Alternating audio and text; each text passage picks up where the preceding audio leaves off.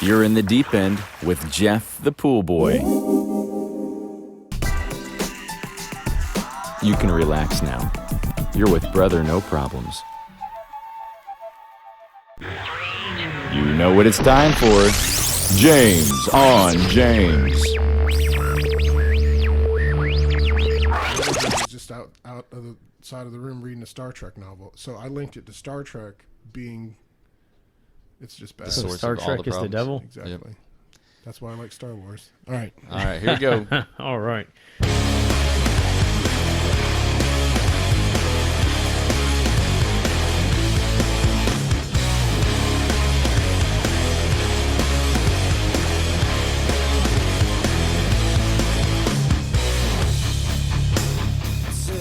Hello and welcome to the Word Lover Podcast, a place where you can bring religion and reality together by discussing what really matters in our daily lives. I'm your host, James Beasley, here with Josh? and Were you going to say it or am I supposed to say it? you can say it. How's it written down? I have with Josh and Jeff. Oh, I'm sorry. But There you usually, go. but usually y'all say it, so that's irrelevant to the discussion. Pool Boy and what is it? Brother No Problems. I'm going to open us up in prayer this time. Father God, we just thank you for this wonderful opportunity we have just to gather together and discuss life and how your word impacts that. And we just give you the praise for that. We pray that your spirit holds sway over all the discussion here when it comes to opening your word or opening the book that we're going to be getting into. We just give you all the praise and glory for that. We love you in Jesus' name. Amen. Amen. All right.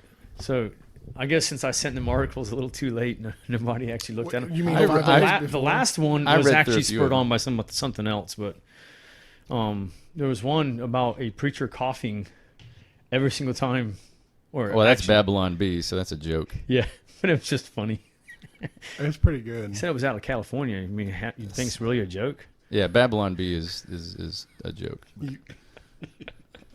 I know, but it was funny when I found it. I came across it on Twitter. I do like Babylon B. So the bird was eating the bee. But I did read, I thought it was interesting, the one that you sent about Netflix making it harder to be a missionary. Yes, I was. And I think, honestly, that even for just a Christian here in the U.S., even if you're not, quote-unquote, a missionary, just all the distractions, Yep. you know, that you're just kind of, you're never really, how do you get your mind on God when, you know, you've got the TV droning in the background, you've got music playing, you're surrounding yourself by movies and video games, and I'm as guilty as anybody else. You know, I watch YouTube videos all day long with my free time, at least, you know. And I'm watching educational for that stuff. I'm watching clarification. like science videos and all this other stuff. But it's mindless. You know, a lot of it is just simply killing your, It's actually quite amazing sucking up your free time. You that know, how we actually fit reading the Bible and praying into our lives. When if you ask the first person, they'll say a little bit of something about like praying, but then they'll tell you all about the latest show they're watching or they're binge watching on Netflix. It's not just about one show anymore. It's 10 shows at one time. right? But yeah, I thought that was a pretty interesting article. Did you have a chance to read that, Josh? I did. Did you? Yeah. How? Well, it's going to take you a certain amount of time to acclimate to any culture, right? Especially one that's so foreign. And then if you don't give yourself that time, like you're getting back in your traditions and your routines, obviously, I mean, it makes sense. Yeah, it just keeps you alienated. And like you said, it could be in America. I think the article was about one guy. He left one state, went to another, but then eventually went to Taiwan or something. But if we went to Michigan, you know, that's completely different the way they do things a little bit than Like Dearborn, Dearborn. The Muslim. the highest population of Muslims in Oh, wow. the Community, yeah. U.S. even. Yeah. But I mean, I can see how, like, to read that article, you know, it's talking about how, you know, now we live in a world where you could fly home from anywhere on the globe and you'd be home within at least a day, you know, maybe even just a few hours. 13, 14 hours, I think, is you can be in Japan. Yeah, and so you're never, in theory, you never have to sever those ties. You can go home anytime you want. I mean, in theory, right? And it's going to cost you money. It's going to be whatever. But knowing that those thoughts ties there, are that never, peace of mind. So you never really cut the cord. and you're never forced to like completely immerse yourself. I think the term they used, and I never heard that term before being used like that, but incarnation. Yeah, I guess just that was an interesting way of using. I was that waiting word. for the whole time. I'm like, okay, now define incarnation. I know incarnation, like taking on the flesh of like with When they Christ. first started using it, I thought it was going to like morph into some Hindu. Well, I read it at first, and I was thinking incarceration. No, that's not it. And I'm like, so I picked up like context. I'm like, oh, I get that, but they just never really. I guess it's like in a missionary circles, it must be a very common term. But yeah, I mean, if you're never having to cut those ties officially, then you're never really going to devote yourself 100% to that community, right? Knowing that you can watch your movies in English, that temptation's always going to be there. Like that, it's like a comfort food. Oh, I'm just going to watch a couple episodes of a show that I remember from home, and man, like how are you ever going to acquire the language if all your free time is spent watching shows in English? Or how are you ever going to immerse yourself in their culture if you're constantly immersing yourself in your own culture? You're just never really giving yourself completely over to the and that to actually the population. like bleeds right into how our Christian daily life should be. And how can we expect ourselves to become more like Christ if we're constantly immersing ourselves in the world's culture? Wait, back up though, because you're talking about being part of a culture and to being able to understand it so you can interact at the same time. Yeah, but we're actually redeemed out of. We're already part of the world's culture. We're talking about. Well, we're supposed to be becoming more and more like Christ each day. If we're not becoming more and more like Christ, I mean, how can we become more and more like Christ if we're immersing ourselves in the world to where the point is like all we're doing is binge watching Netflix and all that, and it comes Sunday morning we're like, oh wow, where's my Bible at? Let me go dust it off. But there's a big difference there. Yeah, I don't know if I would go all the way with that, because you're talking about the missionary that's going is still from where they're from. Regardless of how long they live there, they were still born that way. Like they're still that person. That's their identity, right? So I don't really. Well, I mean, I can imagine if the missionary that was referred to in this was like relatively young, like late 20s. Can you imagine like being a missionary and you've moved to the Philippines or you've moved to Taiwan or moved to some remote corner of Africa or whatever, and 20 years later you might completely forget what life in America was even like. You might even be so deeply ingrained in that new culture that you don't even remember your own language. You know what I mean? You come back and you don't know how to act around well, your and that's the family thing. anymore. I mean, back in the old days, you wouldn't have come back. I'm sure, right? I mean, that would have most been missionaries never came back. Yeah, you would have. Most of them didn't even come back for. A lot of them now they'll take furloughs from the missionary field, come back, and then they go around to certain churches to raise money. And I'm not saying that's wrong. I'm just saying in the olden days they didn't do that. Right. They would stay immersed in the culture. My microphone sounds weird again. Oh, that's on you, buddy. I don't hear any I chipmunks. hadn't even done nothing. I don't hear it's any not chipmunks. It's like an echo. But anyhow, yeah, they would stay just continually in that culture, right, because that's their new home.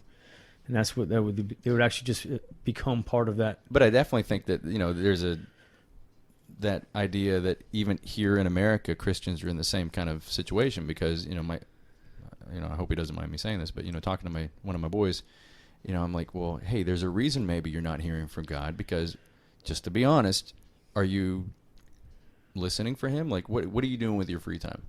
From the moment you wake up, you got your earbuds in. What are you listening to? Are you listening to songs that are glorifying God? No. Are you, the video games that you're playing, even if they're completely innocent, like say he's playing Pac-Man for 20 hours a day, is that you're just simply numbing your brain?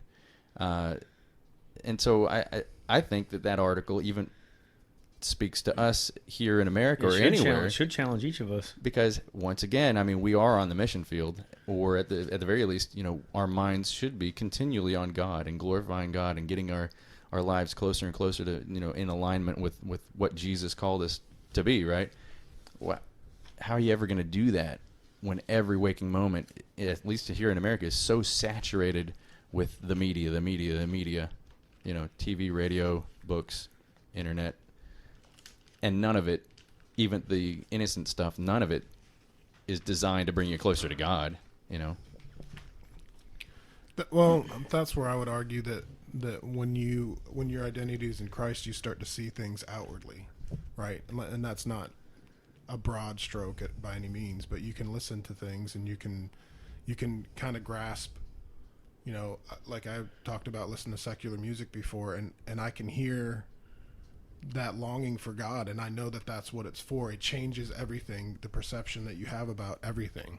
Well, when I came home yesterday, I was coming back from that Billy Graham training session to get you ready to be a counselor, when they do the all-call.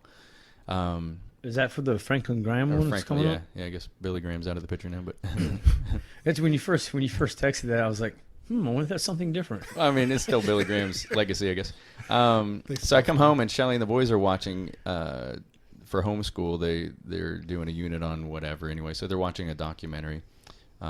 It's I don't know if it was Planet Earth or not, but this beautiful high def, beautifully narrated. It's got Will Smith, and it's got some other famous people, some astronauts and stuff talking about the beauty of nature and how it's it's all brought upon by a random collision that spawned the moon from the same material that the earth and the moon or whatever, and it's all so, to me, right, you're talking about once you're saved you see everything through that lens. Man, I'm looking at it, and the entire time I'm thinking, like, y'all should be like just in awe of God's creation, but the entire time they're talking about evolution this and billions of years that, and it's so impersonal. It feels like the life has been pulled out of that documentary. And so I ended it with this. I said, hey, at the end of this documentary, give me 5 minutes, and I'm going to play you guys a music video. And just if anybody out there wants to watch it, it's called oh golly, you'll know. Some of you all know it. It's called from the Liturgists. It's called Vapor.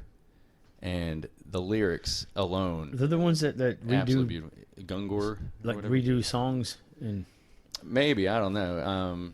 I don't think I've heard of them. But the lyrics of the song talk about the mountains bow down to you, or the mountains rise up to you, and the rivers bow down to you, and the trees clap their hands for you. And it gives me chills just thinking about it. They're talking about the same thing, but they're seeing it through the eyes of a Christian. That your mind should be blown that the sun doesn't just evaporate us, that we're perfectly spaced, keeping us just the right temperature. Absolutely. I mean, it's just like that. I don't disagree with any of the science, but it just blows my mind. I'm in awe of it. So yeah, you're talking about looking at through the same lens. Well, in the same token too, if we take everything and it can only be this brand, this Christian brand, inevitably you're going to run into, if you don't run out of that circle, you're not going to reach anybody, because you're going to be so insulated. It's not going to do anybody any good. So you have to take on the world, and you're going to just have to learn how to see that thing. Tying it back to that article, are you saying that a little bit of Netflix, a little bit of American culture is, you can be so heavenly minded, keep a little bit of roots, so heavenly minded you're no earthly good. That's why I love the verse in Colossians 3 when it says, "Since then didn't reference James. You have been I didn't raised with Christ. Set your hearts on things above, which is your desire and your passion, where Christ is seated at the right hand of God. Set your minds on things above, not on earthly things. For you died, and your life is now hidden with Christ in God." You see, and I think that old cliche actually damages a lot of Christians in their path, in their pursuit of God. And when you say too heavenly minded, there is no such thing as a Christian being too heavenly minded. I'm just saying because I know it gets you going. I know. 1 Corinthians 9:22, to the weak I became weak, and to win the weak I become all things to all people, so that by all possible means I might save some. But he didn't become a worse sinner. No, but he understood how to interact with the culture, and that's he actually understood how to interact with the culture while staying true to his Judaic faith. And that's exactly what I'm talking about. Yeah, and so I think what that article really brings out is it should be a call to each of us, instead of the first thing being on our minds when we get home is to turn on the TV to watch Netflix or to binge that, or instead of going out and helping in a soup kitchen or a mission field, the first thing you want to do is you go out to a restaurant and you're just splurging $60-$70 on two people. I don't know what kind of lifestyle you lead, James. Well, that's not what I do. No, I spend $40-$50 at McDonald's. Wow. That's a You lot, can get but 40 nuggets for $20, I think, at McDonald's. You got it. 40 nuggets Yeah. for $20. Something like that. I think it's maybe less than that. Maybe it's Probably 40 10 for 10. Probably 10. I think it's the 20 piece is like 50 $4.99. piece. Shelley knows how to get a discount. But this idea in that article, it talks about the culture shock never wears off when you do that. When you're always anchoring yourself to that culture that you were supposed to kind of sort of give up, right? You know, as a missionary, you're kind of sort of dedicating your life to serving a people group that you want to kind of like what you're talking about. You know, how are you going to reach anybody if you're constantly, say, like, you know, in a Christian kind of mindset, but or unwilling to step out of that, you know, Christian culture. But at the same time, like, yeah, if you're never willing to get out of your American culture, how are you going to make any, you know, impact? You know, how are you going to be godly? How are you going to be Christ focused, right? If you're never really, you know, just detaching yourself from. And I like all that that other separation about it's the American culture that the church is saturated with that we shouldn't be. The Christian culture or living like Christ, you can't go. You're not if you go out in the world and you're not just emphatically living for God and dwelling in His Word and all that kind of stuff. You're not showing them any more light in that darkness than the next guy, because the only light that we have is Christ and His Word. So I mean.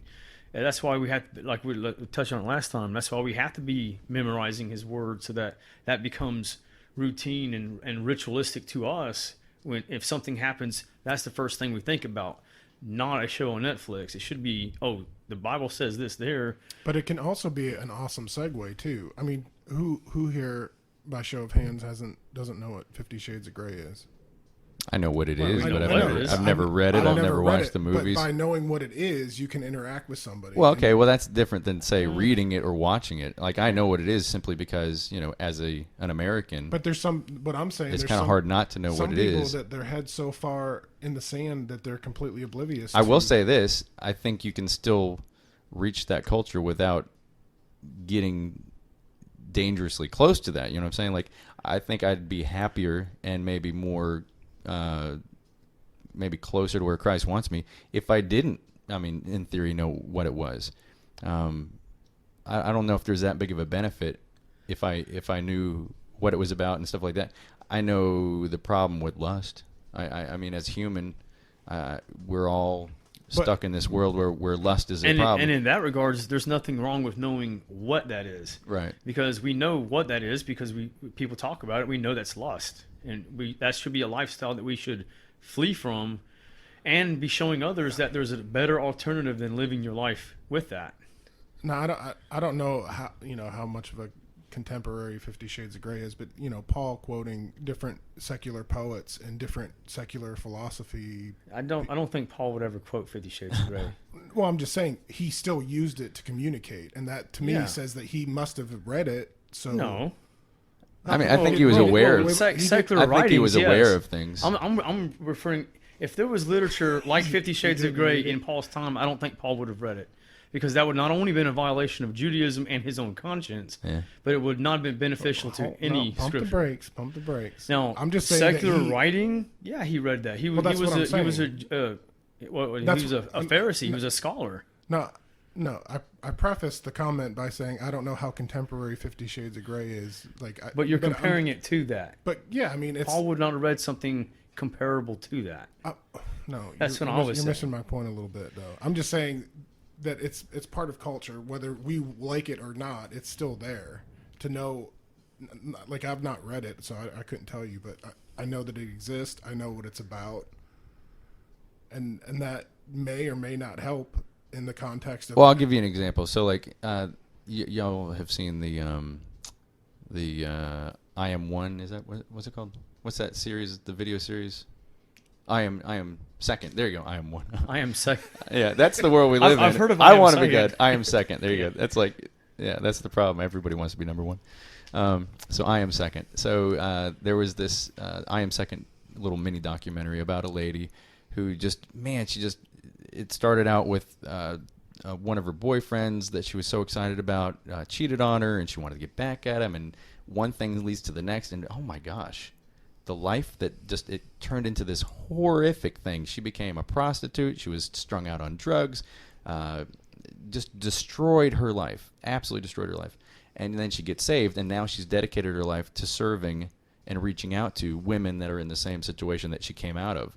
That gives her a unique perspective and a unique ability to reach out to these women that normally would say, listen, you don't know what I've been through. Yes, I do.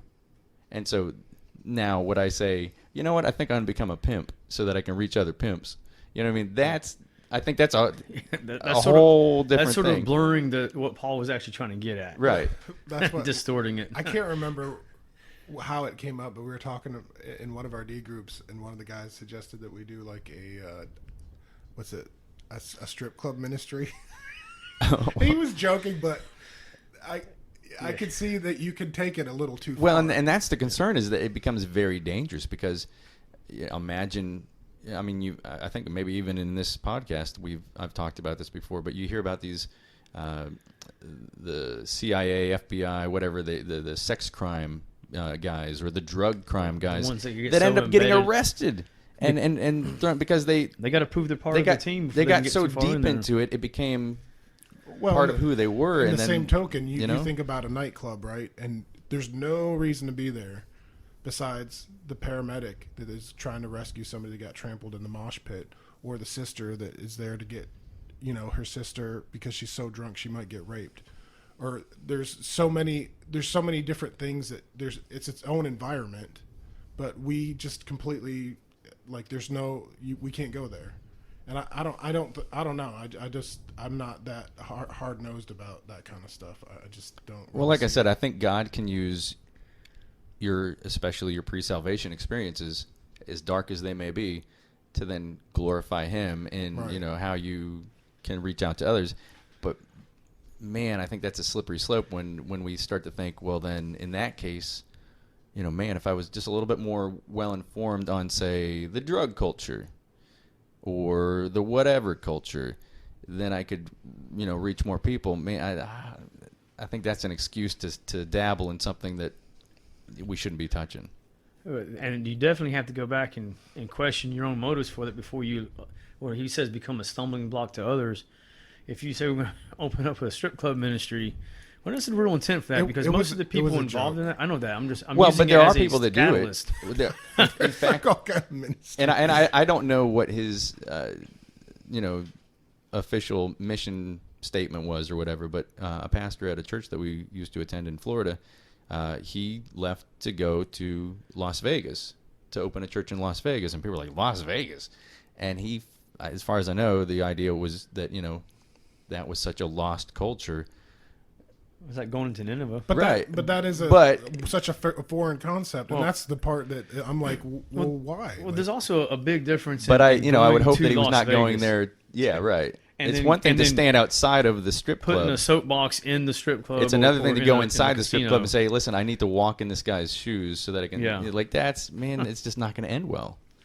Because even Christ came down here to redeem mankind, but he walked in our shoes, but he didn't sin like we sinned. But he did live, because he lived perfectly, but redeemed us out of our sin, and that's what we're supposed to be calling people to be doing. But that's interesting. That was a good article, though. Next article. Enjoyed it. What is the next one? I felt like there was another one that I read. There was a lot of. I glanced at the Jewish time one about the term 40. Is more symbolic about like a period of. Yeah, he seemed to be trying to discuss it like the New Testament was just using it as just a metaphorical concept for judgment or blessing. I didn't know what y'all would consider that, or. I didn't have enough time to really get into it, but I saw it. It was interesting. What do you think about the gingerbread man? I didn't know what that was in reference to. Yeah, His gingerbread man is pooping jelly beans. What is that about? I don't know. I liked it. See, where was it all at? Do we want to do what is it? Proverbs 23 before we get into the Colson book clip? That's actually how I had it listed down. But we have about 6 more minutes if you want to discuss another. I'm trying to think. Oh, if I have us on track That's right the- now, but we're loose track. That's Pretty the funniest thing derailed. I've heard What is that? all week. I can't remember if I read anymore. Oh. No, there's when we get into the other one, we might have time to touch on another article that I saw, but I do have a real world kind of like observation or experience. I don't know if you call it experience, but anyways, when we get to the Colson topic, I saw something that hit a little closer to home somewhat. Okay. So I'll save that. So just Is that an article? no, it was just something I came across this summer on Okay. Facebook. A friend of a friend of a friend or whatever. That All right. it ties into the same idea. Well, with that, we will segue into the Proverbs 23 because, like all the stuff we were talking about, what better way to address life than to get into the principles that God talks about, right? Well, it's funny that you say that, what we've been talking about, because I've got saying 7, the first one in Proverbs. You have saying well. I said I was going to say saying 7. You have verses 1 through 3. That's saying 7. And there's no saying. That's what, James, you're just totally missing it. No, I'm not missing it. I'm telling you exactly. There's no. All right, so the saying 7, Proverbs 23, 1 through 3.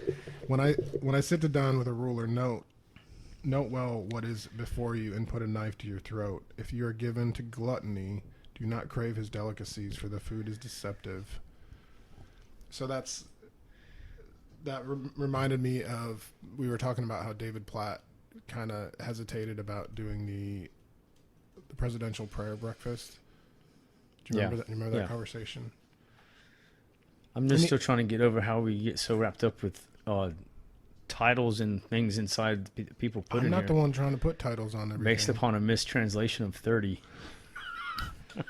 He Okay. he doesn't say that we don't have to we can't eat with them, basically, the rich and powerful, but certainly be on your guard, because whenever you get asked to do something like that, like it's a big show and there's an expectation and everybody's watching to see which way you're going to go.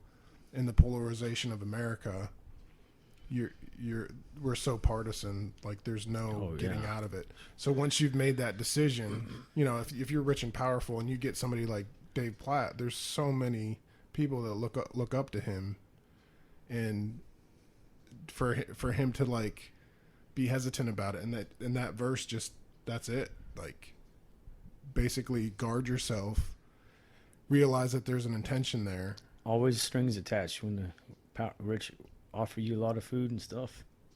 I'm reading some commentaries on that verse, and it was saying, that essentially that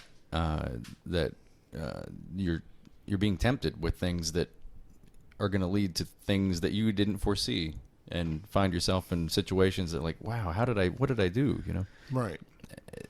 And think about, and also, because it's referencing gluttony in this one, but it also references like other things later on in the chapter. But when we get used to a certain lifestyle, and I think this is what a big hindrance to a lot of people going in the mission field and stuff like that too. When we get used to a certain lifestyle, it's hard to turn back from that and do less. When we get used to driving a certain car or having a certain amount of food in the house. He's saying it to the fat guy, guys. Huh? No, it's not just you. It was like I'm thinking myself of that too, because I'm real big at eating. I love eggs, and it's like if I had to depend on just my little chickens that we just got for eggs, I'd starve. Because normally I'll eat 6 eggs at one setting. Oh wow! For breakfast. Every day? Not every day. Yeah. Most days. But you get used to that certain lifestyle, like Netflix. Well, and it does talk about in the commentaries. It's talking about appetites in general. It's not just necessarily food. It's all appetites. That's why I like how Scripture uses food and bread. Like man shall not live by bread alone. And it is. It's not just food and drink that you put in your body. It's the craving for sex. It's the craving for attention. Any of that, fame, fortune, all of that stuff. We get used to living in a certain way. It's taken away from us, and all of a sudden we find out real quick where our faith really was in. And often than not, it's in the stuff that we get comfortable with. which is why God calls us to forsake that. Deny yourself, take up your cross and follow me. So it's find your satisfaction in God so that you can, like Paul said, I've learned to be content in all things. But he says, do not crave his delicacies, for the food is deceptive. Because whenever you go and step up to something like that, you're kind of guilty by association, depending on, what kind of character that ruler has. And it's so easy to get swept up in the power game, right? The most powerful men ask you to dine at their table. I mean, it will go to your head, and it makes you... I mean, every celebrity that you see get arrested or whatever, you almost always see the same idea of what led to that. It's this idea of either entitlement, hey, I'm fill in the blank with whoever, or they're above the law. I mean, who's the actress or whatever? She was, I think, caught on camera yelling at the police officer saying, "Don't you know who I am?" Lindsay Lohan, Paris Hilton. I mean, there's Charlize probably... Say, name the one. Yeah, well, name many of them. That's the problem. Is like like it somehow matters. Yeah. But yeah, you start to Popularity believe makes that you you feel like you're are bigger. the god of whatever. That you are the Another thing that comes to mind beyond everybody else. Yep. Is we talked about her a little while ago, a couple episodes past, but Lauren Daigle, and how quickly she was criticized and judged because she chose to go on the Ellen show. It's like, yeah, I don't believe she holds the same morals as Ellen by no means, but it's like, but choosing to take that stage, it automatically people started looking at her in a different light. Well, then again, I mean, Jesus was, mocked and ridiculed and hated for like you're dining with tax collectors. Yeah, he was called a wine bibber and a glutton. But he was also like trying to pull them out of there. He wasn't joining in. He wasn't, you know what I mean? That's the thing. Like, or you're conversing with prostitutes. Well, yeah, but he's not engaging. He's not in the brothel. Right, exactly. So I think there's a big difference between talking or even going on Ellen. If somehow I had the opportunity to get on Ellen, I don't know how that would happen.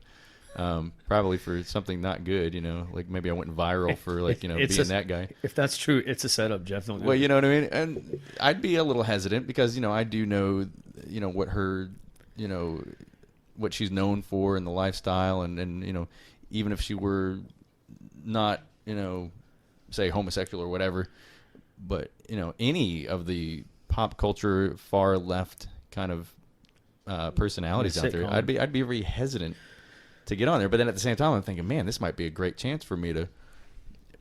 Can you imagine if I was given the opportunity to witness to millions of people just by sitting on that couch? Yep. But yeah, it is a dangerous.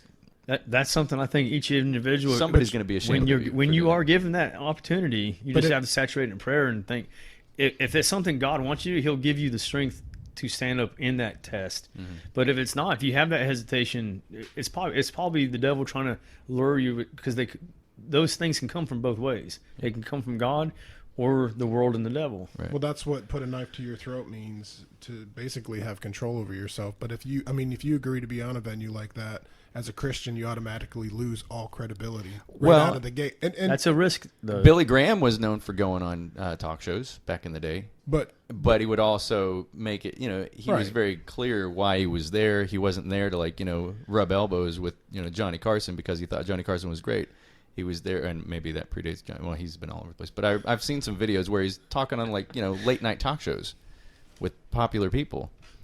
But he was still Billy Graham on a mission to get the word out. He wasn't there to just, sell up his greatest book and to, hobnob, If he was there, it would be for the gospel. So, but you can imagine how that would be easy to do. It might start out as like, oh, this is such a great opportunity to get the word out to millions of people. With that pressure. And then it starts to snowball, and before you know, you're turning into more of a Joel Osteen, where it's like, hey, man, I've got a huge audience, and like you said, you're going to make people upset, Well, I don't want to make people upset, so maybe I'll tone it down a little bit, and I'll just talk about the love of God, but I won't say Jesus. And instead of or I God won't being say sin, or instead of God being I am, he writes a whole book with you are. I am this, I am that, rather than it's God who is. Right. But so yeah, I mean that's I think a good reminder to all of us, that we all have appetites for whatever you mentioned several of them, and it's easy to start to get gluttonous for power, for money, for fame, for this, for that.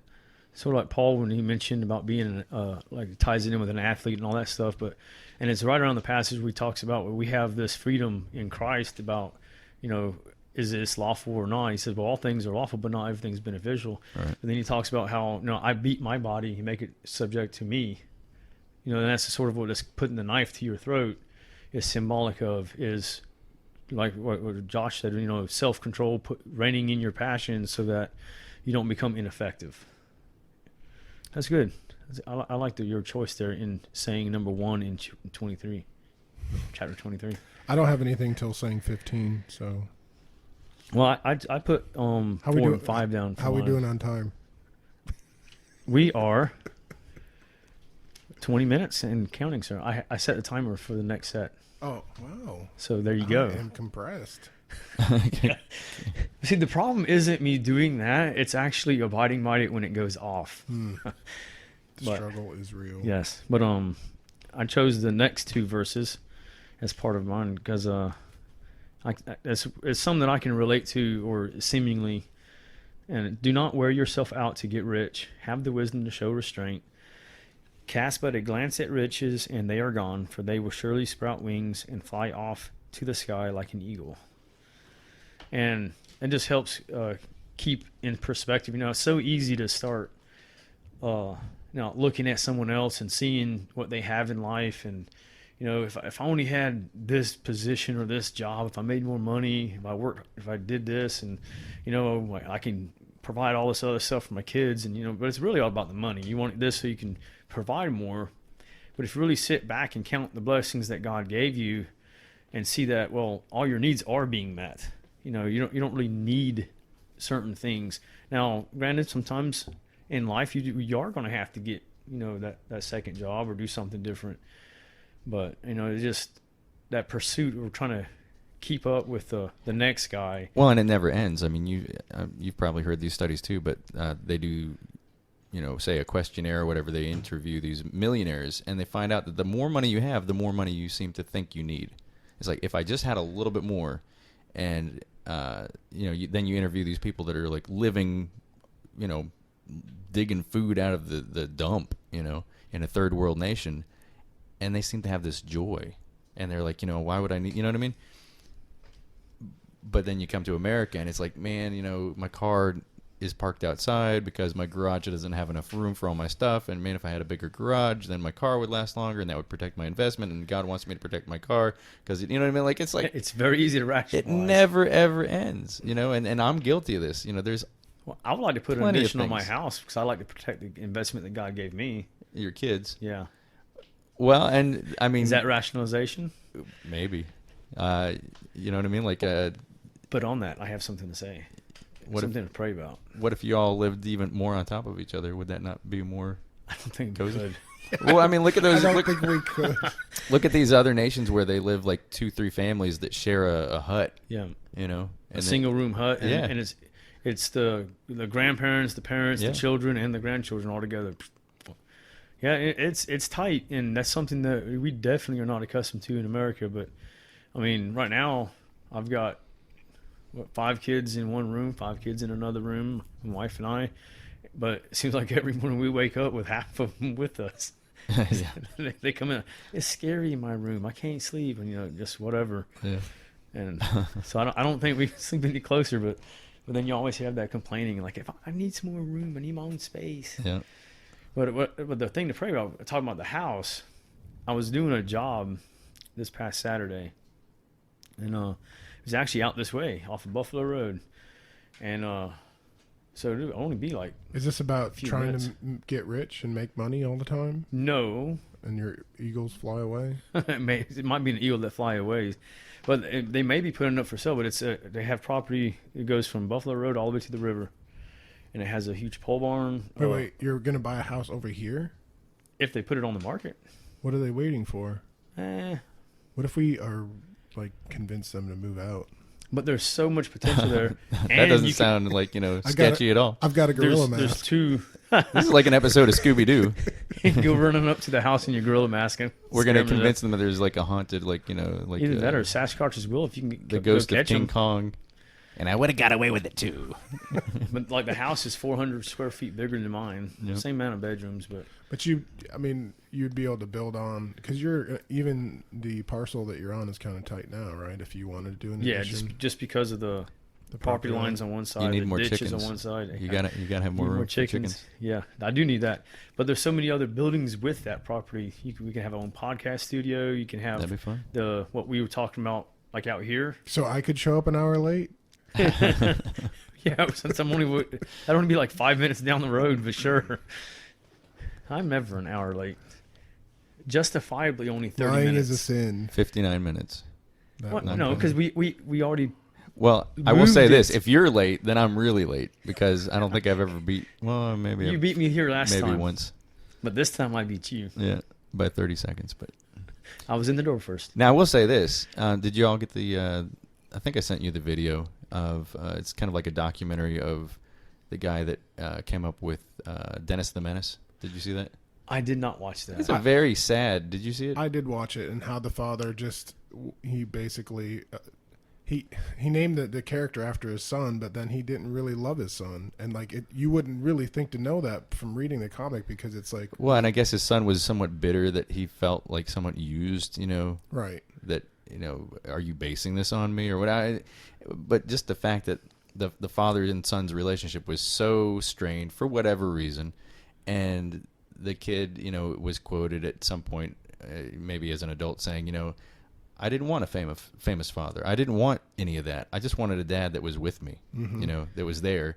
And Rather instead, than the writing dad about was, always pursuing more, career, moving right. up the ladder. And, it's just, man, not that I ever really cared for Dennis the Menace cartoons, but, now every time I look at Dennis the Menace, I'm going to be thinking of like this broken family. How sad is that? But we all have, I think, a tendency to rationalize, well, what if I worked a little bit longer? What if I did this? What if I Right. did that? And the kids, I'm telling you, like, Is it worth the cost of losing that? I was time? talking to one of my students. I don't know if it was today or yesterday, and the kid was saying for summer vacation they went to whatever, but basically daycare, right? So they spent the whole summer in daycare, away from Was their it parents. a camp or daycare? No, it was like daycare, I guess. Oh wow. But it was like, I'm sure they did fun stuff. But still, so you're in daycare the whole summer. But the kid was so excited because they're going to go to Disney. Well, I'm assuming the reason that they can afford a Disney trip is because the mom and dad are both working their butts off, having to throw their kid in daycare in the process. And it's just like, is it all worth it for a 1 week visit to Disney?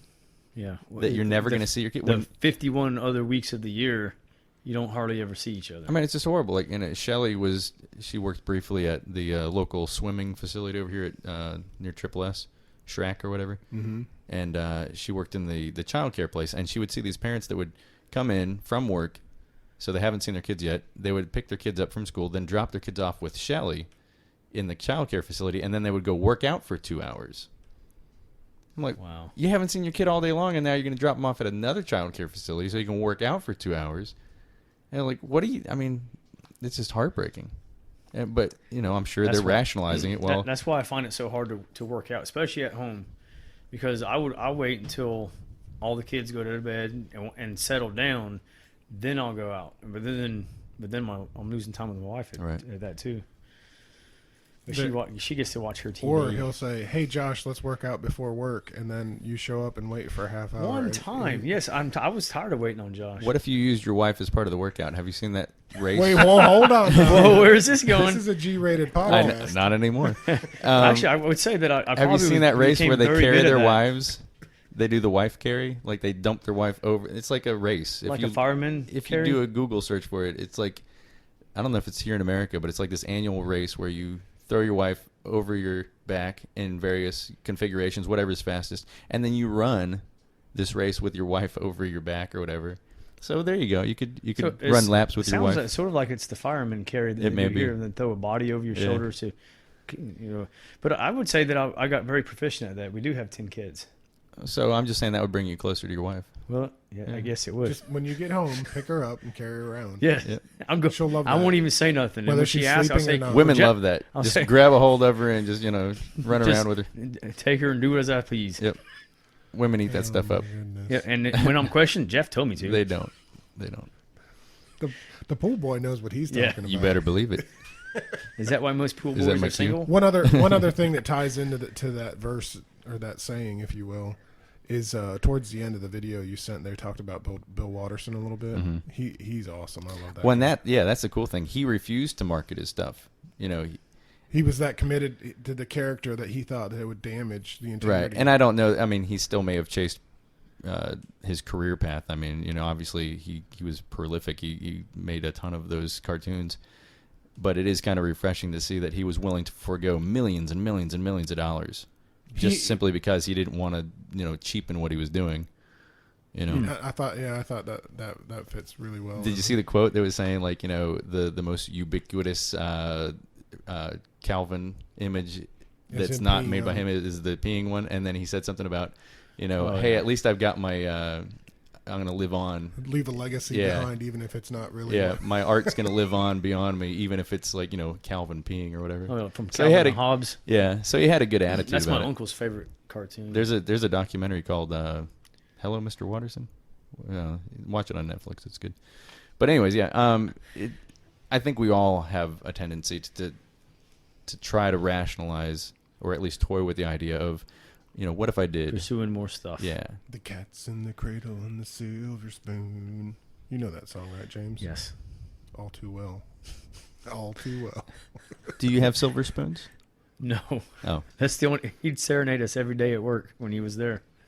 That's about the only song I think he knows. Oh, I wow. watched Silver Spoons, the TV show. Oh, I can't even remember who was that. The main Ricky Schroeder. Ricky Schroeder. Yep. I forgot his name too. It's I'm the 7 so bad. degrees of, you know, separation. So you sing that song, I'm onto like Ricky Schroeder, Yes. which then segues into Justin Bateman, who was on the show. Then goes that to, you know, So now Justine we're way Bateman. out Now in I'm in the Family super- Ties. Ray- Now I'm on Rein it Alex back, B. rein it Keaton, back. which Come on brings me back. to Back to the Future. And, you know, I don't know. If you give a pig a pancake, There I you know go. that one. You got it. All right, what Moving verse? on.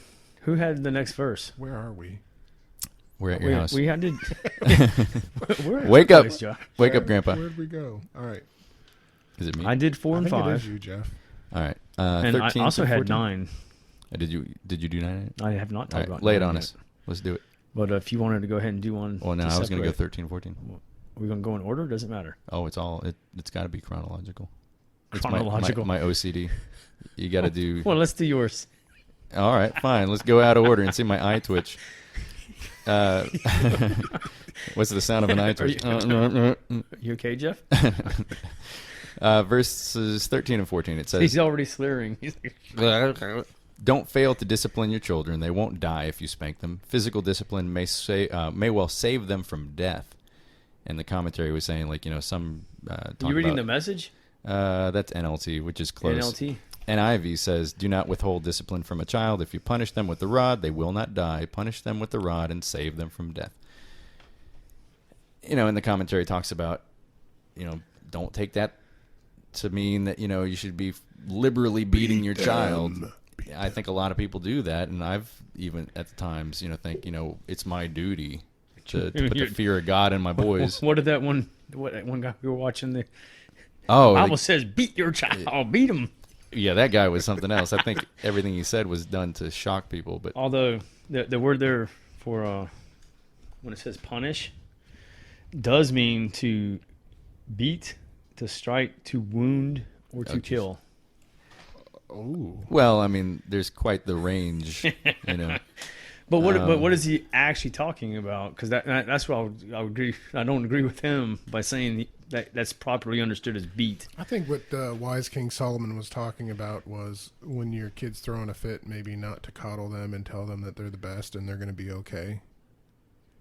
I think maybe a little bit more stern action is required when Right, they're that's throwing what a I'm fit. saying. Yep. Well, I mean, we've all seen, I'm sure, kids that have no fear. I was talking to a student today, and he was more afraid of how his fellow students would view him than me. I said, "Listen, you're trying to impress your friends right now." And I'm talking to him off to the side. I'm keeping it private. I'm trying to protect his, you know, I don't want to embarrass him. But when I was done talking to him, and he was getting kind of glassy-eyed, now we're one-on-one, you know, you can tell that he's whatever. And I said, "Do you understand what I'm saying?" "Yes." The second I was done talking to him, he jumped up and then danced back to his table. I said, come back over here. Let's talk about it. And I said, listen, you're just trying to show off to your friends. You don't want to let them see that you're upset. And I get that. I understand. But you're not showing me any sign. You've got a smile and you're trying to protect yourself and save face or whatever.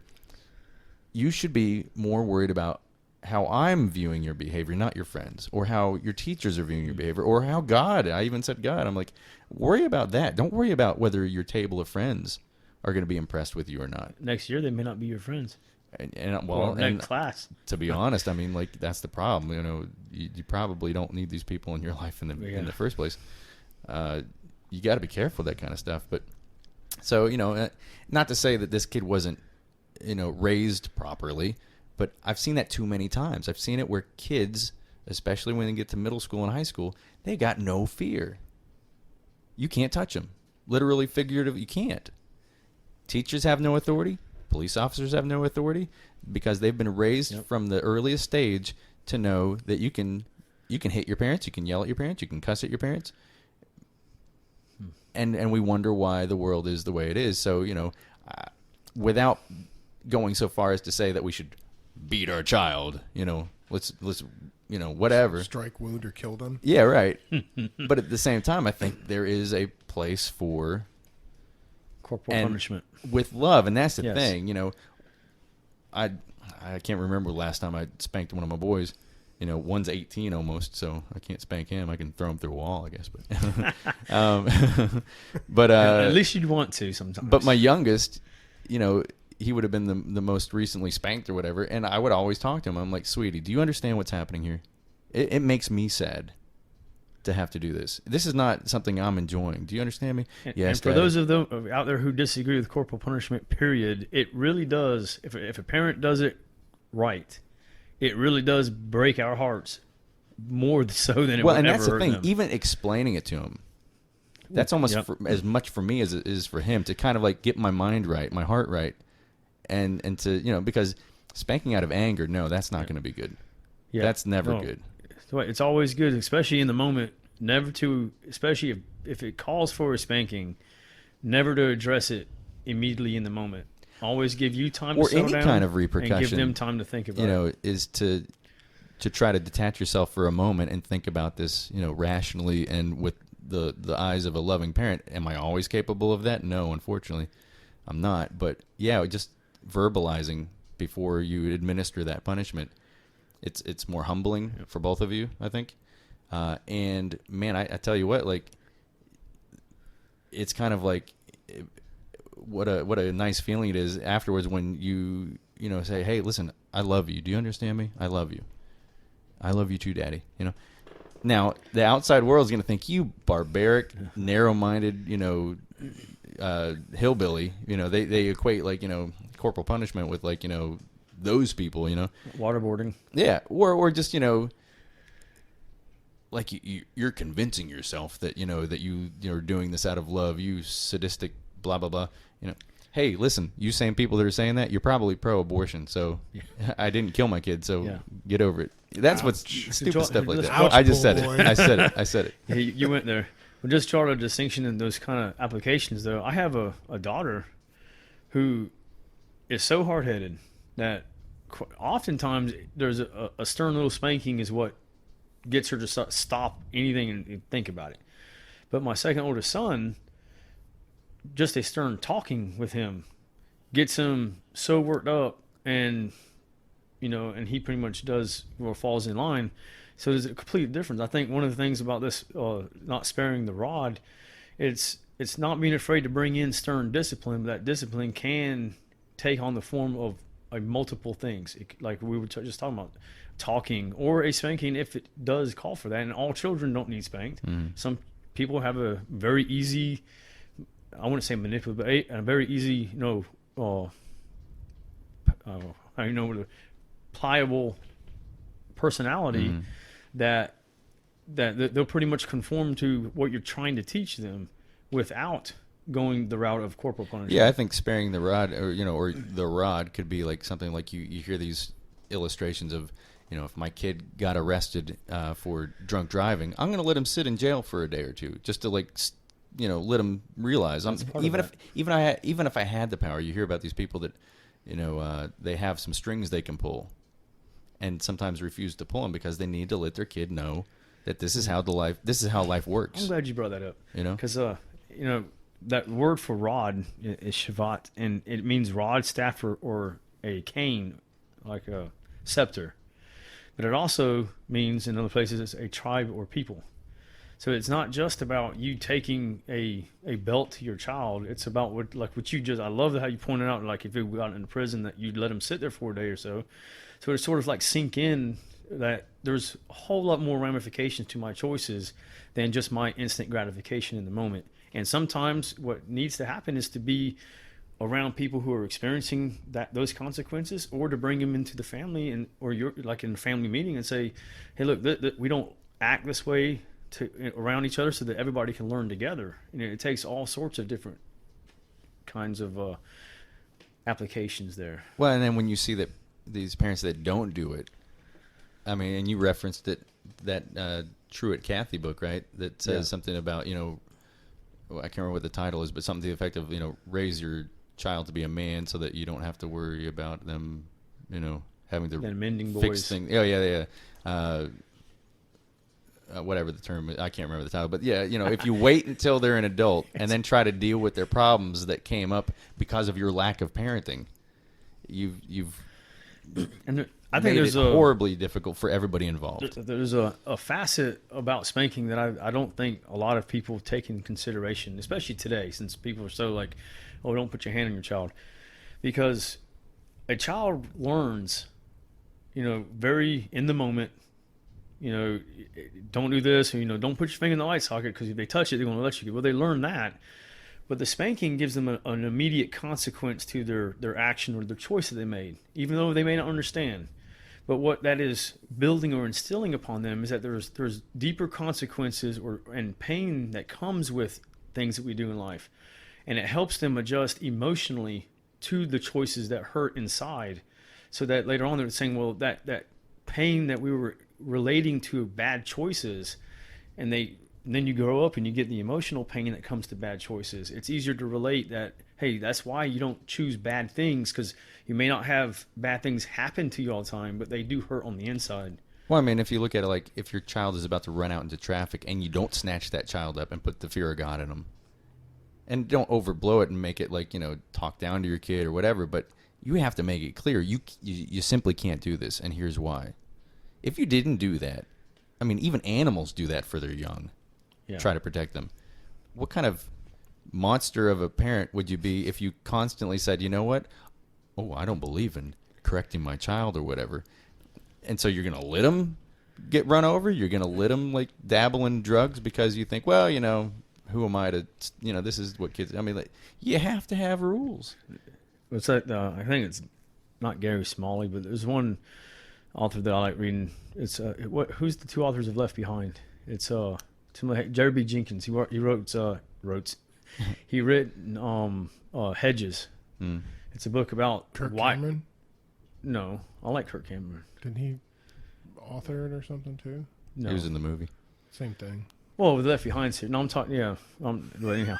And he was in Hedges, Growing Pains. Yes. And then but there's Hedges that you're supposed to put around. was in it, and then I Titanic. think his sister is the one that plays in Fuller House.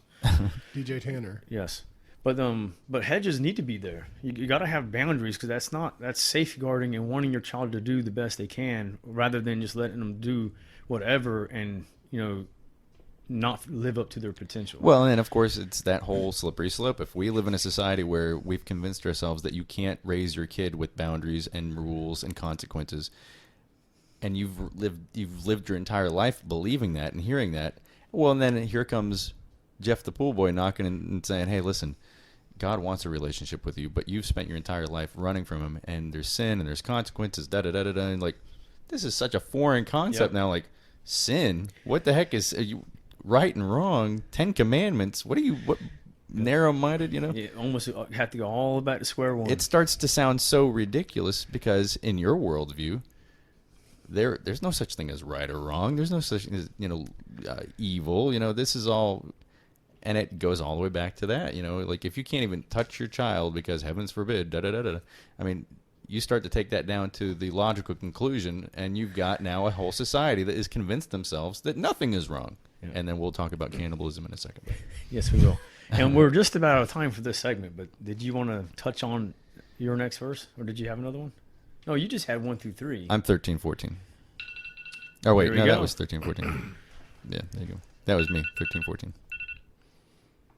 All right, are we moving on to... Yes. We will be moving on now. I know we had some other verses that we would like to get on, but we just can't cram it all in, I guess. That's good. Keep them moving. But I challenge each of the rest of y'all who are listening to read the rest of the chapter, to dive into everything it's talking about here, and I challenge yourself to start like we mentioned earlier about what Paul said about, I beat my body and make it subject to me, so that we won't become ineffective. And we all have areas that we probably need work on in that.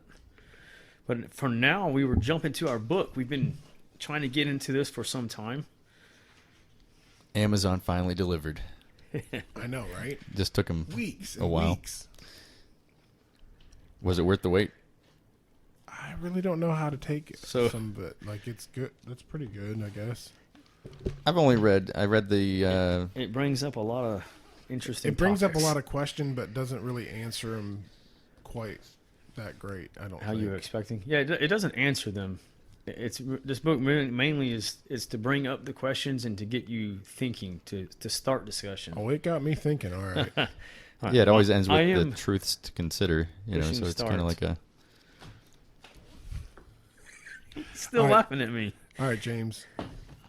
Go ahead and steer this boat. All right, we are going to be starting for the next several shows, Lies That Go Unchallenged in Popular Culture by Charles Colson.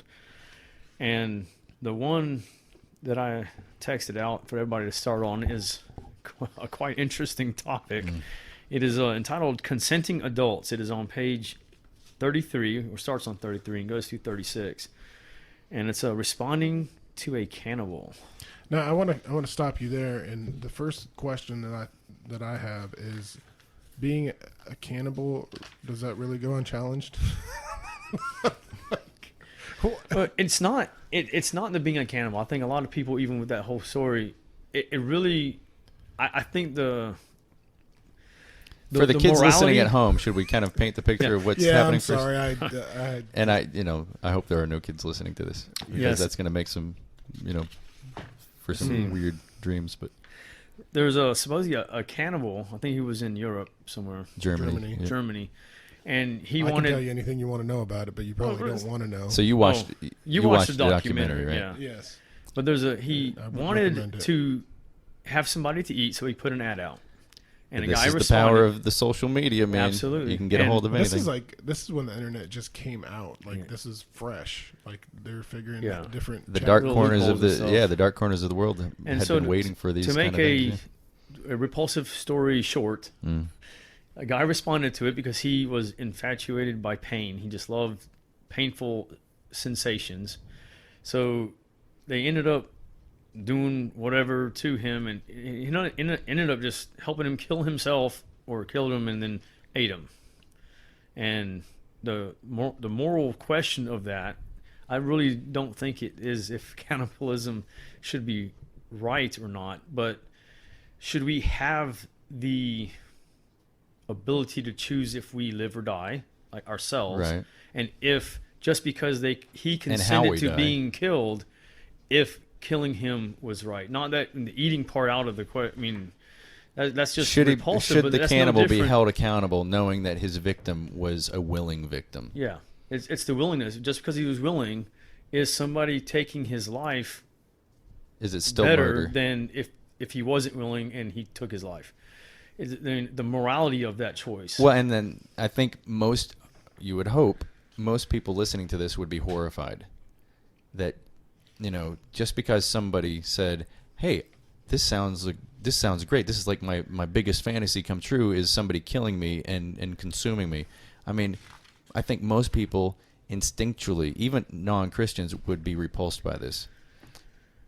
I'm also afraid that like there's plenty of dark corners of all of our souls that are capable, maybe not of this, but once you start to go down that rabbit hole, look at how many people, solid Christians have ended up, oh my gosh, what were you thinking? How did you end up? You did what? You killed who? You cheated on your wife? You did this? I mean, like things that you're like, how is that even possible? I think because every single human being, somewhere inside of us, we're capable of doing just horrific things in the heat of the moment. Maybe not even the heat of the moment. Maybe spending months wrestling with this dark issue that eventually comes out into Well, Scripture tells us that the human heart is desperately wicked beyond all measure, and no one can actually search it out.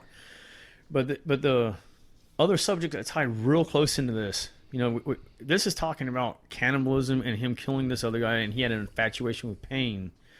But there's also very similar situations that we call by different names, such as euthanasia, assisted suicide, or even suicide itself. People do look at those three as legitimate means of ending somebody's life. And this guy willingly chose to do it, not because it didn't really go really in depth. I didn't think so about his state of living, but like if he wanted to die, if that was about the dying part of it, but just the pain aspect. He wanted the pain so much. That's what sexually aroused him. Is pain that would be the ultimate pleasure to die, like that. That's what he was seeking. Yes, but then it's like that's really no different than those other things, and people being so sick and wishing to die, and the doctor giving them enough medicine to end their life. So sick. I thought you meant so sick as in like sick in the head. You're talking about like maybe they're rotting away from some horrific disease that's crippling them, and just they're withering and in horrible pain that they know isn't going to end. Well, that too. And then choosing to say, you know what, I'm going to take control and end my life. Yeah, that's what I'm saying. Assisted suicide, period, or suicide. Yeah. People think have an idea, and I'm not saying it doesn't happen, but I am saying that nowhere in Scripture does it give anybody the right or authority over your own body to the degree that you can choose that. Not saying that people don't feel that desperate. And I know people do, but nowhere in Scripture will be giving that right ourselves, because our bodies are not our own; they were bought with a price. Even those who haven't accepted Christ are bought with a price. Right. Well, and that's what he's getting at. So the truths to consider is this idea of like, hey, if we're repulsed by this, and we should be, I think, and most people will be, even unbelievers would be horrified by this idea. I would hope. But that's the problem, is that this is the logical conclusion. It may seem absurd. Oh, come on, really? What normal person would do this? But once we live in a society where there is no right or wrong, I mean, I listen to plenty of debates with atheists and stuff, and they talk about how, evolution is all about survival of the fittest and da-da-da-da-da, and murder and rape and, stealing and stuff is just, socially we've developed to where we think that this is better for the human race if we don't do this, this, and this. It's not that it's bad morally. There is no moral, if a bacteria kills another bacteria, there's nothing morally wrong with that. And we're essentially the same thing. We're just more evolved. It's just that we have found it better for society, for the human race, if we choose not to. And so we've kind of defined, murder is wrong. But they'll also, the honest ones will say, but technically, a million years from now or on another planet, murder might be completely acceptable. Rape might be completely acceptable. Stealing might be completely acceptable. It's just it's a social construct. Well, that's where you end up with this kind of stuff. Yeah. Because if we truly believe that we are we define right and wrong. We define human value. We're our own God. Right. In that case, why wouldn't I know what's best for me? Right. Like I get to decide that. Yeah. Like there's no other strings, no attached. I have complete autonomy and freedom to do with myself whatever I want, as long as it doesn't hurt anybody. Yeah. That's the thing. So if you're intellectually honest, and you start to put to connect the dots and say, okay, do you believe that every human being should have the free will to do whatever? I mean, and that's the abortion debate, right? Yep. Hey, it's my body. My body, my right. Well, all right, let's take that idea of it's my body. Well, then that's exactly what this guy said. Hey, it's my body. I answered the call. He didn't come barging into my house and try to kill me. I willingly went to him. Yeah, he flew across the ocean to go do that. Do you see how this falls apart took a train. into complete chaos and anarchy and depravity? But that's everybody's wanting it. Well, at the heart of liberty is the right to define one's own concept of existence, of meaning, and of the universe, and of the mystery of the human life. So, what is it? Yeah, when you place all that and you remove the God element out, there's nothing to stabilize anything. Like, you can go all kinds of different ways with it, and that's the truly scary part about it. And that's actually, I think, the scary part about our nation right now, because of the way how we're trying to remove God not only out of everyday life, but our Constitution. In fact, today is National Constitution Day, right? Or week, Constitution Week. Was it week? Yeah. But that's what I was hearing on the radio. It was the 17th. So Yeah, I've got a poster that the Daughters of the Revolution send me every year to the library, and it's Constitution Week. But yeah, I mean, so yeah, it's this idea that, I mean, at a glance that sounds good, doesn't it? It's like, man, I believe in the freedom to choose. You know, that's a very American sounding kind of thing. The whole concept behind all the Constitution and all the charters that were signed was the belief that you had to believe, not that Jesus was God, but you had to believe in a creator. You had to have the religious foundation that we were created by a supreme being, a God. And that foundation made you accountable somewhere else for your morals, or at least the foundation for those morals. Even Thomas Jefferson would admit to that. And I think it was George Washington. There was several founding fathers that would say that the Constitution is only good for religious and moral people, and the only foundation for a good, decent, upright, or a citizen is the Christian religion that teaches the foundation of faith and morality. And those things, you know, if you take God out, you lose the foundation for defining good, because He alone is good. Yeah, it loses all meaning completely. Yeah. I mean, because that's where I can't understand how you can ground any viewpoint. Like, there's really nothing tethering you down without God. Like, Everywhere you look at Elon Musk. Like a ship in the sea. Elon Musk, the CEO of Tesla, right? He's constantly being asked this question of, are we in the simulation? You know, now that people know that that's his kind of view, and he's like, his basic answer is yes. He believes that we are in a simulation.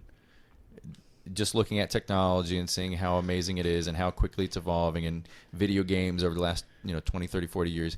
And he's like, the odds are is yes, this is a simulation.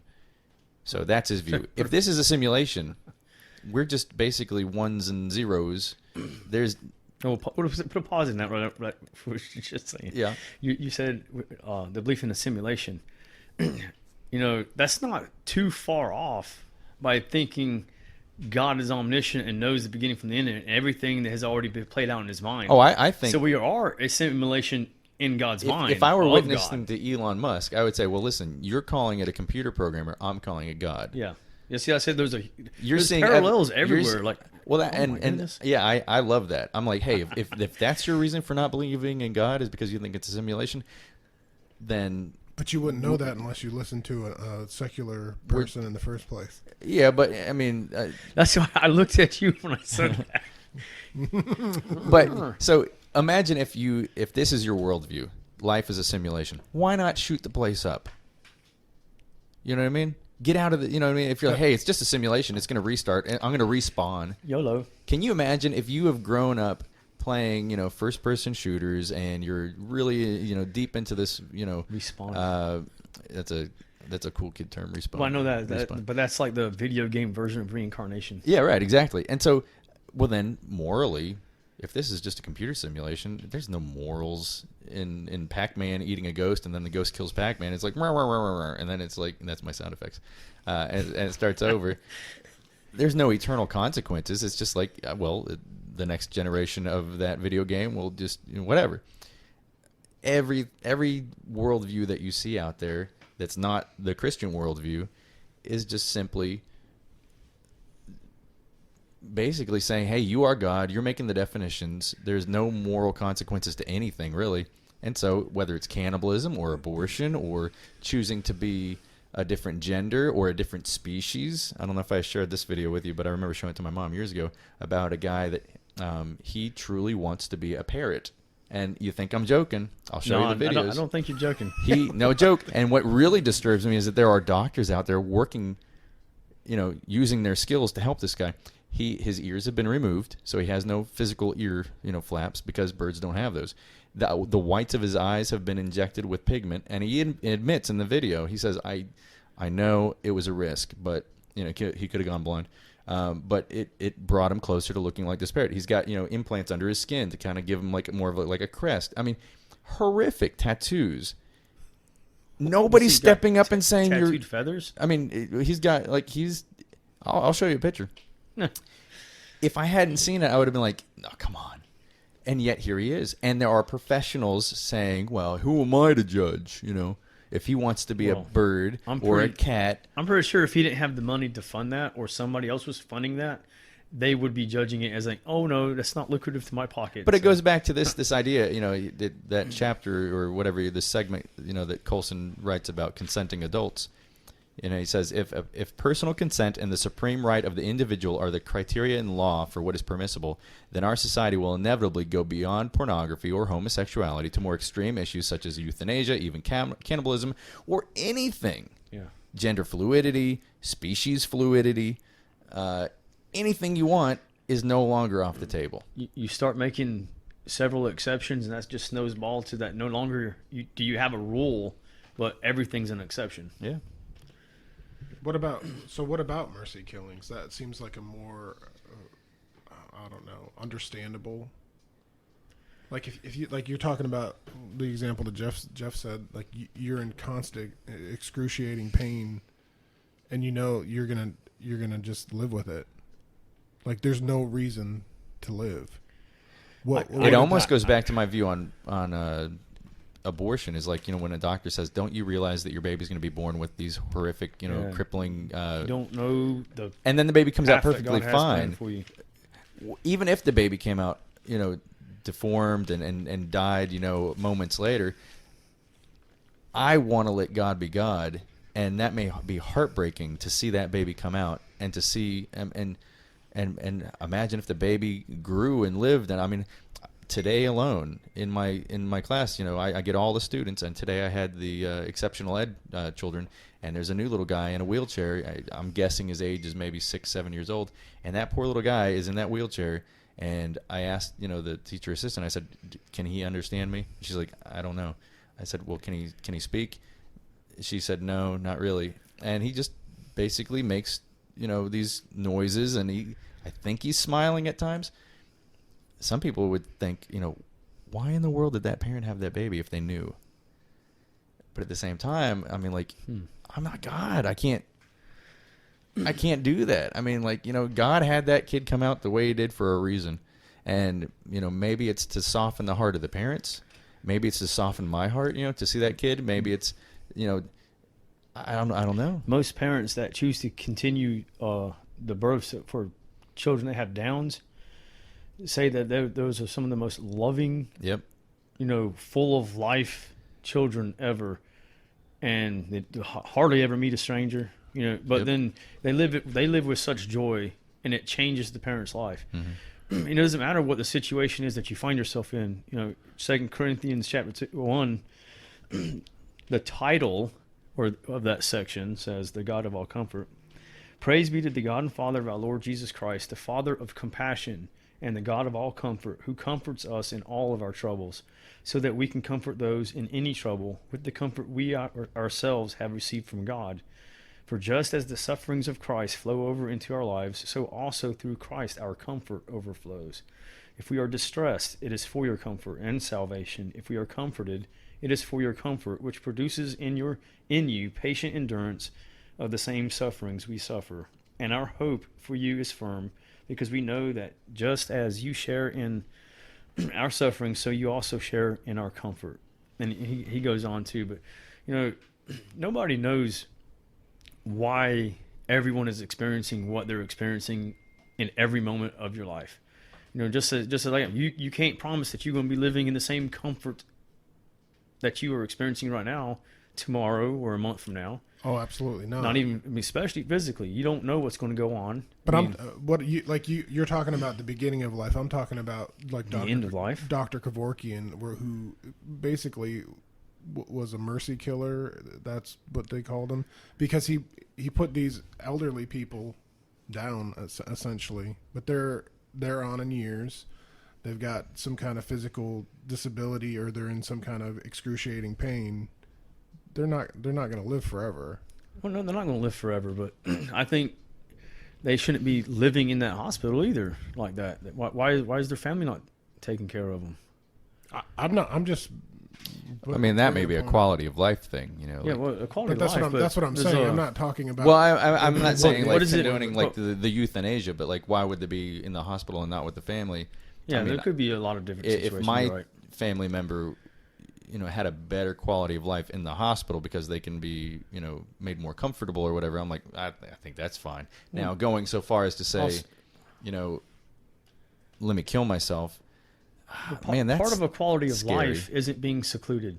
Right. And I think that is a larger detriment to a lot of these elderly people than, you know, than the health condition that they're actually in. Oh, I think there's a difference know what you're between like, saying. you know, let's put grandma in a home because she's too much of a burden versus, you know, grandma is a threat to her own safety. And I can't do it. I don't have the strength to physically pick her up and to bathe her and provide her the 24-hour care. I think there's a place for that. But yeah, if you just simply disown your parents because, and I say this with a broken heart because, you know, one of the things that I told Shelly, like when we moved from Florida is like, listen, it's just me, you know, Brian's in DC and John's, you know, kind of all over the country or whatever. And I'm on 24-hour call for my mom. You know, if she needs help, and she refuses to get help from anywhere other than me, I'm like, it was kind of tempting to move. And now looking back, I'm like, man, you know, and Shelly even mentioned at one point,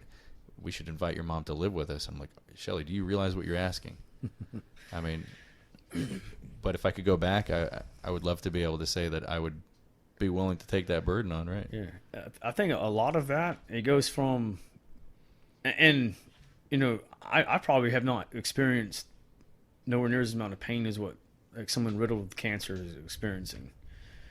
Even, I mean, I've had a lot of painful experiences, but nothing like that. But it's like, are we too focused on ourselves in the moment and what we are going through rather than how can Christ live through this situation and be glorified? You know, and that's when he says that he's the God of all comfort. And if we turn our focus on him, the author and perfecter of our faith, it changes our attitude, because there's people that are riddled with cancer who are beaming with joy as well. Well, imagine if Job, when the wife says, you know, just kill yourself, curse God and kill yourself. Yeah, and That was wasn't at the a end of the time- story, fortunately. That was at the time when he was riddled with boils. Right.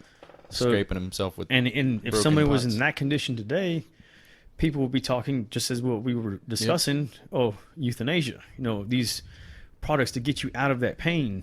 Well, pain is only temporary. And what Paul also says in later times is that these pains and sufferings that we experience are just fleeting. You know, there's something far greater and eternal that, and it goes when back God's to, like, ready, he'll bring you home. It also goes back to this whole when something becomes normal and then it leads to things that are maybe, you know, even further down that you didn't expect. So if we did say, for example, let's all embrace euthanasia for the very sick elderly. They've lived long lives. They're in physical pain. They can't, you know, it's not going to end. I mean, they're going to die in a matter of weeks or days or whatever. And so let's just, you know, speed it up for their, you know, ease and comfort or whatever. Well, once you make that acceptable, then you start to lower the bar. It's like, well, what if you're not elderly, What if I do you one better? or and define say, sick. right? And that's the thing. What if we keep on lowering the bar and saying, you know, So what about if any you discomfort? remove life support? Like where does the line start to get crossed, and what, like, how does, you know what I mean? Because you can say what you want, Well, there's give different examples. very easy mind, and it's not easy making that choice, but there's a very easy determination for that choice. There's a difference in a body that's still alive right? with a machine that would assisting naturally it go on living. than a body that is not alive, that the only reason that anything is operating is that machine is making it work. Right. There's no life in You're the still body. playing God, keeping him alive. But That's someone at wanting that to hold same- on to that. At that same token, how many success stories where I've been in a coma for That's not the 7 same. years. No, that's not the same thing as someone on life support and their body not but being that, alive. But that option is still there, and that's. Well, I know that, but being in a coma does not qualify for pulling them off life support. Your body's They're not still dead, I guess. functioning. Yeah, I guess. Well, that's what I'm saying. But there's many cases where that happens. Well, I know that. I would say pulling someone off life support if their body's still functioning, even if it's brain activity. I mean, there's life there. That's still a person. A person, your personhood isn't defined by how or your comfort in life or your ability to walk around. Your person is defined by you as a human being created in the image of God, and that's Right. not just a body. That is your spirit. That reminds me of. Have you seen the Nick? I don't know how to say his last name. Vujicic, the little guy. He was born with no arms, no legs. Have you seen this guy? Oh, I think I've seen. I don't know. Keep it going. It sounds very, very familiar. Is he from Australia? I don't know. I watched a video. I wouldn't call it a documentary, but just absolutely amazing. Here's this guy that he tried to commit suicide when he was a kid because he saw the pain that his parents were going through, and it was and obviously the pain that he was going through. No joke, no arms, no legs. And so he tried to drown himself in the tub. He's like, I'm just gonna take a bath real quick, Mom. And he thought it would be so easy, just let it happen. And then that's when he realized the pain that he would put his parents through, and like the never-ending blame they'd give themselves. And here he is now, a grown man. He's married. He's got kids miraculously. Just amazing. And he talks about how he would rather have been born with no arms and no legs and be able to glorify God. And he's reached millions of people with the gospel. That platform. He is would, awesome. and he goes on and says, he would rather be no arms and no legs and do what he's done to get the word of God out there than to be able to run around and jump and to go to hell. And it gives you chills. And he talks, he's quoting gonna soar with wings like eagles. He's like, this is just temporary. Right now he's physically incapable of doing many of the things that we take for granted. But boy, there's coming a day when God recreates us, when he pulls, good grief, we're gonna be on equal footing there, Yeah, But and that's awesome to think about because. But can you imagine what if that's is that okay? Let's euthanize, or well, it wouldn't be euthanasia. Ma'am, your baby has no arms or legs. This child will never have a normal life. Let's abort this baby. Can you imagine if this Nick guy had never been born? The millions of people that wouldn't have been touched by his story, and all the endless ways that he's helped people. People that were considering suicide and this and that. And so that's my fear with euthanasia, with abortion, with all kinds of stuff. Even if it's a seemingly what if it's this horrible, painful experience? I'm afraid to play God. Yeah. And I may not be able to see it. If God but, allows your life to continue on, He allows it for a reason. As we've talked and read several things about His plan and all that kind of stuff. If you weren't supposed to be alive, God would have seen to it that you would have died or not been born.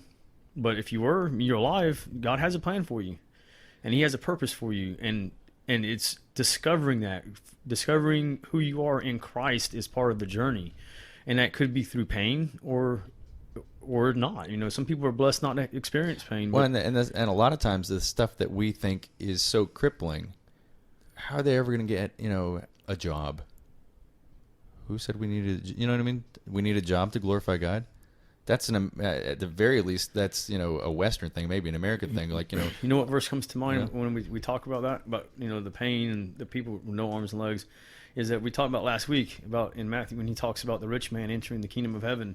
How hard it is, and the more you're just naturally blessed with health and all your limbs, in human speaking, you're considered extremely blessed and rich.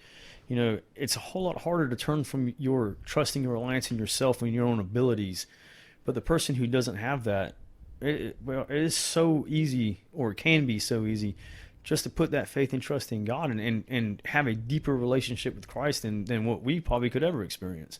Right. Well, and it's all relative. Like, man, if I was just, maybe for him it's arms and legs, but every single one of us, even you see these people that are famous for being, the most beautiful woman and the most beautiful man, People Magazine, the most beautiful issue, and then you find out that that they struggle with, self-hate. Something how they look or how they feel or da-da-da-da-da. Everybody hates something about themselves. And at that point, you start to realize that, man, if we say the definition of, it's okay if you choose to end your life because, I mean, good grief, the suicide rate, half the people are going to kill themselves.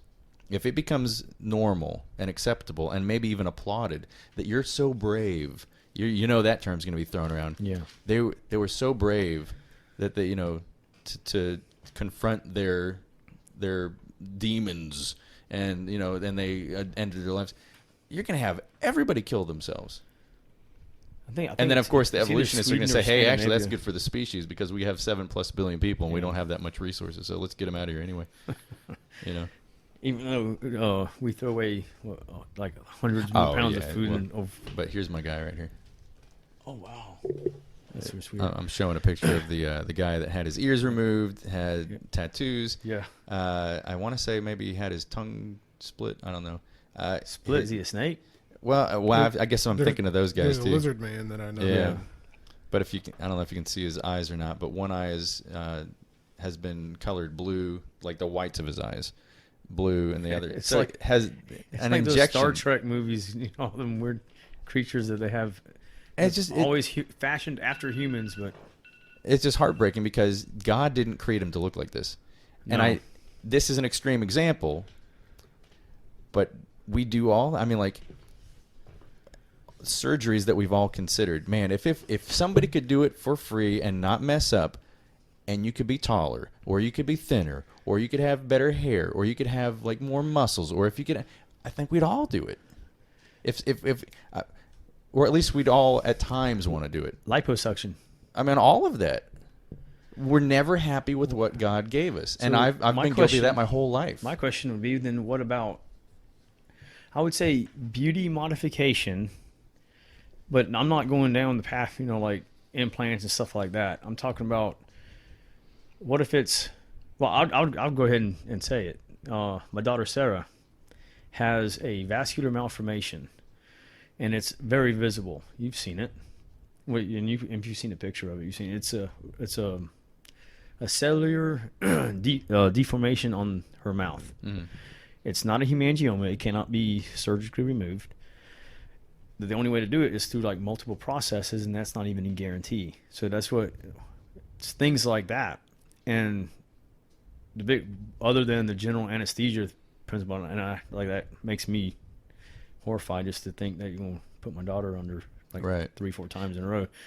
But so is it mainly cosmetic, or is there like a health issue? Well, it's cosmetic and not necessarily, well, it's going to be considered all cosmetic, but because it doesn't impede her health. Right.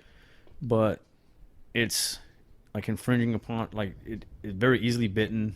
Mm-hmm. It bleeds a lot. Mm-hmm. You hit it, it bleeds on the outside. It can probably eventually turn into a health issue. But things like that, people modify themselves for, supposedly healthful or reasons like that. And the biggest thing would be like self-identity and all that kind of stuff too, because the questioning, the first thing anytime we go to the store, it doesn't fail. Yep. It's pointed out. What happened to you? Did you fall? Oh, really? What happened? Because it looks like she's got a busted lip. Just innocent people, they're not. Most of them are kids. Right. But it doesn't matter to her. Oh, for sure. It's like pointed out every single time. So we have to go through the thing. It's a birthmark. It's something that you just have. Yep.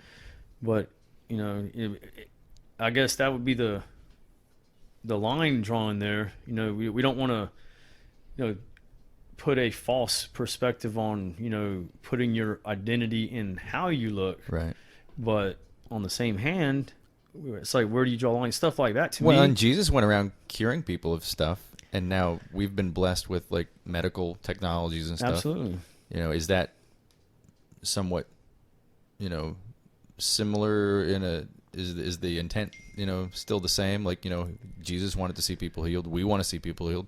I mean, there's, cleft palates that are being operated on, in the name of God. I mean, there's a missionary, group out there all around the globe right now fixing cleft palates. And there's a lot of doctors out there that, people think the medical field is so far away from Christianity, but there's a lot of doctors out there that still pray over their patients. I was blown away by the man who did the surgery on my oldest son's arms because he fell off a zip line and broke both his wrists. Oh, jeez. And the guy that did all that, before he started his surgery, he came to us and asked if it'd be okay to pray over him. And I was like, wow, I know he's in good hands. Well, and so it goes back to this idea of making ourselves out to be God and deciding without any consideration to the Creator what we think is right, what we think is wrong, what we think is good, and running with it with no thought to the possible repercussions. And then we get into this situation where we are now, where there's just anything goes, and there's a lot of gray area. I think there's a lot of area that we have to struggle with prayerfully about things like you're talking about. But I think a lot of it goes back to pride. Like where I said, I could rationalize it. I'd be a little bit more comfortable if I had more hair because I wouldn't be as cold. Well, they say bald men are more attractive. I'm loving it. No. Better looking. Aerodynamic. Man, you just made me forget the word. Y'all going away. Well, no, confident is the word. There you go. Say bald men are more confident. But there are so many things. Like I get upset because like I like to work out. You see all these people that don't like to work out. I like to work out. I actually enjoy it, but I get hurt. My joints are so bad. My wrists are arthritic. My knees are bad. My back is bad. And I've struggled over the years, last 20 years, having this kind of, just ongoing nagging feeling of like, this isn't fair. Because all these people that are like, oh, I can't work out. Listen, I want to work out. Yeah. But every time I do it, within a month, I'm like, I'm hurting myself. But then to be honest with myself, I've come to realize that I honestly think God is keeping me humble. Because if I'm honest, why am I working out? I'm not working out because it's healthy. I'm working out because, I want people to think that little bald man has a nice body. You know what I'm saying? I'm not doing it for the right reasons. I'm not doing it for the glory of God. Right? Now, I do, when I wake up, the first thing is, thank you, God. Thank you for the fact that I'm awake. Thank you for the fact that I'm able to move.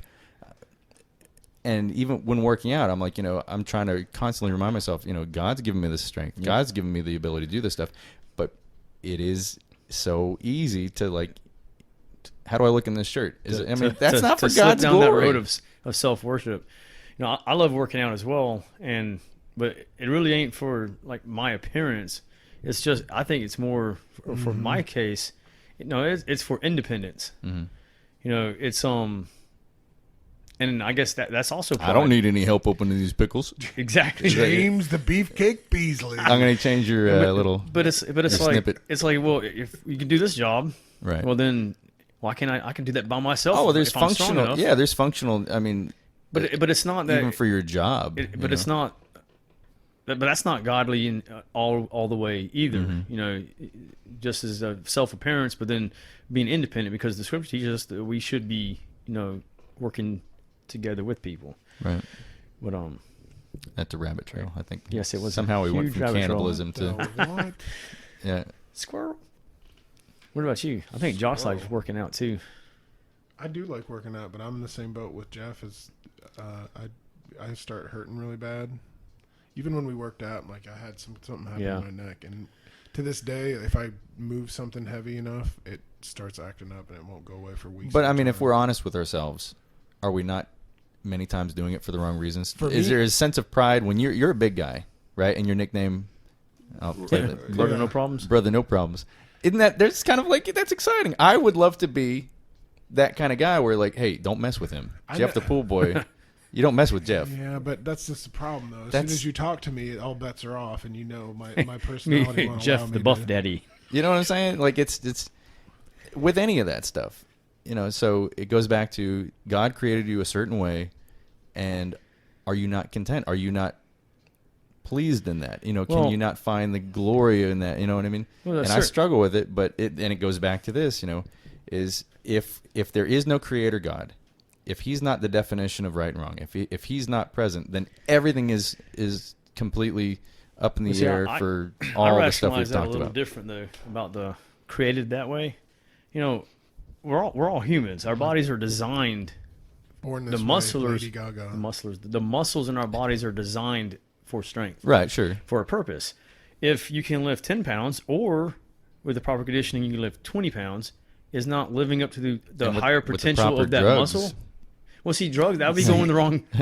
That would be trying to find Right. more of a sinful approach to doing something that's a natural thing for your Right. muscles to do.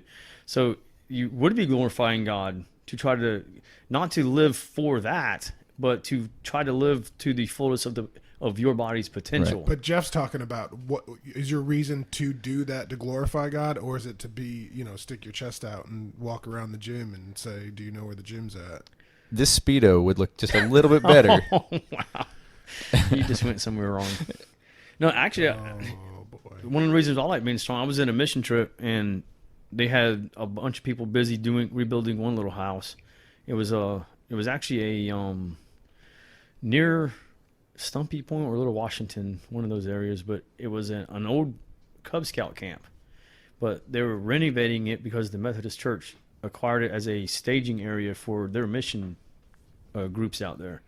So they were all rebuilding one, and instead of me getting in there and like tripping over people, I went to the other one. The only thing we had to do is hang plywood in the ceiling. See, I love work. I like working hard, and if I'm able to pick up a piece of plywood and put it in the ceiling by myself, hey, I'm going to do it. Mm-hmm.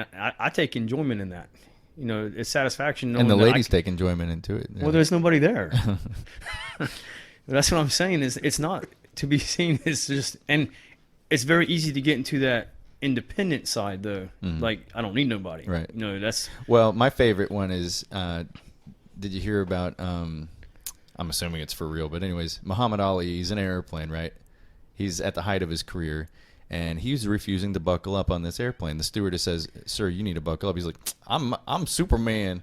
I don't need to buckle up. She said, well, Superman doesn't need to fly in a plane either, so sit down and buckle up. that's right. And so it's like, I think it can kind of poison your mind, Imagine Absolutely. if you could get twice as big and carry it well, you know what I mean? Like you see some people that are just like scary looking. Who's the football player? He ended up dying of cancer. Do you remember that guy? He played for the Raiders. I can't name somebody drop know this football guy. teams or players. I'm not a football kind of guy, but I remember seeing it on 2020 years ago. And he was Lyle Alzado, I think is his name. And he was a big guy, big buff guy, and real just crazy attitude. He was telling, whoever the lady was, Barbara Walters or whatever, of this instance where he, in traffic, pulled a grown man out of the vehicle that he was in and spanked him. What? Like spanked the guy and said, just kind of showing off his ability and using his power to kind of like, dominate, right? Intimidate. Because that was his whole persona. Well, then he gets re-interviewed after getting, I think it was cancer or whatever it was. Like a and muscular, boy, he keeping was muscles like, away? when he was like just this withered version of himself. And boy, just to see how humbled, you know what I mean? Where's that guy that he spanked earlier? Yeah, I know, right? Yeah. He's No, probably that would gonna be a wrong the, time the to do male that. nurse that's having to like feed him now. But yeah, I mean, to go from where you're so confident, Yeah. and I think that's where we're all headed. Whether it's with muscles, whether it's with brains, whether it's and that goes back to Proverbs or whatever, with money, that appetite. What you can't- Ecclesiastes tells us that much studying wears out the body. See, you can take, like you said, much brain. That you can take anything to the extreme. Right. Well, and that appetite, if you continually feed it and you think that this is who I am, this defines me, right? This is how I'm happy. Is if I have a little bit more, whether it's fame or fortune or muscles or this or that, that's never. I mean, it never ends well. Yeah. You start to rationalize things. And if you're not finding your peace and joy in God, and you're looking at it for any other way, you know. But David had 30 mighty strong men who were able to kill. I think one of his closest competitors killed like 30 men by himself. You know, you hear about stories like that in the Bible, and it's like, man, one of these days. That one, one of these days. There was a whole sermon that my one of the pastors in Florida did where it was the guy that killed the guy with the jaw of a donkey or whatever. Yeah, it's like, Samson. Well, no, or was it? No, there's like. Was there two stories? Apgar went far, like was the name of his sermon. Some guy that like killed, I don't know how many people with like, you know, whatever. And it was some random guy that nobody's ever heard of. But that's probably one of David's mighty men then. Maybe, I don't know. But I think you see these illustrations where God does give people, I mean, Samson, you know. But that was supernatural. Well, yeah. But you can also see how that, I mean, there's another illustration of where it gets out of hand and it pollutes your vision and your mind. And you start to think that you're above everything and showing off and da-da-da-da-da. So, anyways, I don't know how that relates to cannibalism again, but. Well, it relates to it loosely by you need to keep the proper perspective of everything, even of your own body and your wants or desires in life. You need to keep God in the picture. You know, Jesus is supposed to be the author and perfecter of our faith. We fix our eyes on Jesus. Well, to go full circle, I guess, you know, if you want to be good eating, right? You know, you got to have some muscle on it. Well, you know actually, the more muscle you have, the tougher you're going to be. Well, you got to tenderize it. You know, you have to put some like, you know, teriyaki on that muscle. If your masseuse is using teriyaki sauce, get out. Yes, get out. You're in the wrong place. Yeah. And on that note, yes. With that, we will wrap it up now. You've been listening to the Word Lover podcast. We've been discussing cannibalism. We just have gotten into the book Lies That Go Unchallenged. If you're just tuning in, by Charles Colson, and there's a lot more good I wouldn't say good. I was saying good as in discussion-worthy topics in this book. And as we have been, we'll be continuing on in Proverbs. We just wrapped up 23. The next time we'll tackle a few verses out of chapter 24 and another article out of the book. With that, if you have any questions or comments, please leave them below, or you can email us at thewordloverpodcast@gmail.com. With that, good night. Good night. God bless. Yeah, there was a time to the joy I was blind, but I seek the divine who said, seeking you'll find. Now my eyes are so wide to the love of a God who would send his only son for the sins of you and I. He stepped down from on high, then lived a perfect life, also that he could die so that we could live right. Now we're reconciled to God if we choose to have life, if we choose to believe in the one Jesus Christ, not the works and deeds, but if you choose to believe, just give